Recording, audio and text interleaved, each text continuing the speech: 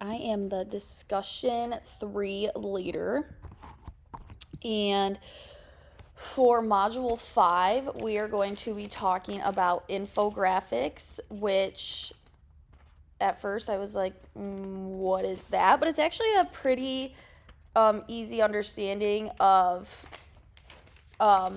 data and like how to interpret it and how to use it in the classroom and just how it's beneficial for students and for teachers and to use it in the classroom. So what an infographic is it takes data and displays it with images in a way that allows the reader to gain a sense of what is being represented by the data. In like the information about an infographic, a good example of this, if you guys want to like understand it more, is USA Today paper.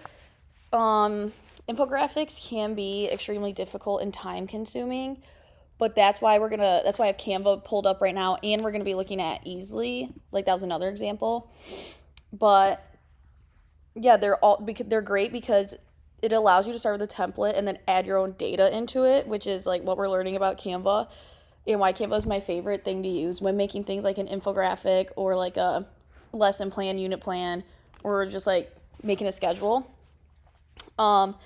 These tools allow you and your students to tell a story in a high quality way in little time, which is why I like using these types of tools. How teachers use it. Some examples are like display example math problems, design multimedia players, help students focus on finding the best and most important data to share, and create images for like history reports, which is a really good example. So for Canva, I'm just going to show you guys like what I just did. So I got into my Canva and then I just went to templates and then typed in infographic right there. And it gives you like infographic poster, infographic template, like it gives you all of these options. So I just clicked infographic, and these are just like all the templates they give you. So timelines, 10 steps, some are skincare beauty tips, a market summary, a business proposal, 5 tips choosing interior. There's a lot of timelines that I noticed. A data infographic. What I like about creating portfolio, it's just a science infographic. There's just a lot of really, I would say, visually pleasing templates through Canva, which is why I like using them. Like when I created an event poster, I use Canva because the templates on here, they're just visually pleasing, and all you have to do is just go in and erase the examples and put your own information. And also you can add your own, like we've talked about, like you can add your own pictures, you can even like take away something you don't like and add your own if you didn't like it. Like you don't have to 100% use the template. Like you can change it up and make it your own, which is what I really like about Canva. Like you can change the colors, add photos, graphics, just whatever you want to do. Or if you just want to keep the template but then add in your own data, I feel like that's also perfectly fine because these examples are just really nice and like very professional looking. Some of them you do need Canva Pro, but even the free ones, like this one, that looks nice. This one, nail art done, like that looks nice. I just really like the templates that are provided for you on Canva, which is like why it's my number one thing to use. And then Easly, this is a nice one because I just literally typed it in and you don't have to log in. You can just click whatever you want to do and then it gives you options. But yeah, you don't have to log into Easly. The only like downfall about it is when you're trying to move things, it can be difficult to move objects around, like they're sticking. But once you start to navigate the website more and start to use it more, then it becomes easier and you get adapted to it.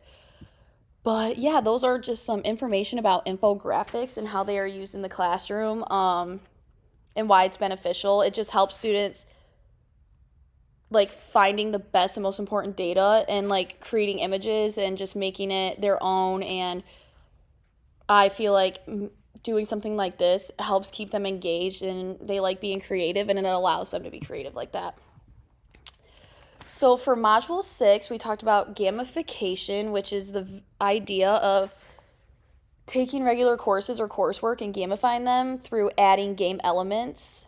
So, taking an existent unit of instruction and then adding game elements in an attempt to engage the participants at higher elements. I'm pretty sure a lot of us, like in high school, like before a big test, we would play Kahoot, and my teachers, even I still do it, my professors will have us play Kahoot before a big test and just take everything that's going to be on it, put it into a Kahoot, and then everyone plays. And then what my teachers would do is whoever got third got an award, second and first, so the top 3 leaderboards, which kept us motivated and really wanted us to do good and like focus and concentrate, because you get an award at the end, which helps keeps everyone engaged. A common technique is to increase engagement by rewarding users, like I just said, who accomplish desired tasks. Examples of rewards are like badges and points. Those are used to elevate status by showcasing the talents, expertise, and accomplishments of students. Teachers use it in the classroom by having students answer questions like about a novel or a story, which is what my teachers in elementary, especially in math, would ask us math questions. And if we got like an answer right, they could put a sticker on our behavior charts, and then at the end of the week, we get a reward if we have a lot of stickers and are doing really well. Or if we answer a question right, like on a Friday, they just give us a Jolly Rancher, like a piece of candy. So that really kept us engaged because we knew we were getting candy or just a reward like extra recess. Students who consistently do well on homework or tests are also can be provided rewards in a class game. Just like rewarding the expertise helps keep students active in the classroom. And that way it's not just like you're learning, and you're going home. Like you're staying engaged and you're getting a reward out of it. Using a game to use a game to review for a test or upcoming activity. That's why I have Kahoot pulled up. Play, log in, sign up for free. So it's free to sign up, which is really convenient. And I've seen like pretty much every teacher use Kahoot, like Play. Obviously I don't have Game Pin, but yeah. So I feel like Kahoot is definitely the top thing to use to keep learning fun and students engaged. And then Duolingo is another one I thought of, because just last spring, I took Spanish it was a required class. And my professor had us download Duolingo on our phones and said, okay, if you guys get to this level on Duolingo, you get extra credit on this exam. If you get to this level, you get a freebie, like you don't have to take a test. It was like stuff like that to keep us learning Spanish at home. And the one thing about Duolingo I liked when I was doing it was it was very quick. Like each level, I think that's how it was, like the levels. It took me like less than 10 minutes to complete, and we were getting rewarded if we hit certain levels. So everyone was doing it and learning Spanish and getting better. So Duolingo is definitely an example of, and I played this in high school and middle school for Spanish. So this is definitely, it doesn't have to just be for Spanish. It can be for anything. But yeah, Duolingo is a very big motivator, especially if you did what my professor did and said, if you hit this certain level, you get this, this, and this. So yeah, and it was like if you hit the highest level, it was like you get 5 extra credit points on the final exam. I think that's how it worked. But yeah, that is just a summary of the 2 modules. So basically just taking data and displaying it with images in a way that allows the reader to gain a sense of what is being represented by the data, and using gamification in the classroom to help keep students motivating, and just adding gate elements by taking an existing unit of instruction and adding game elements to engage them at a higher element.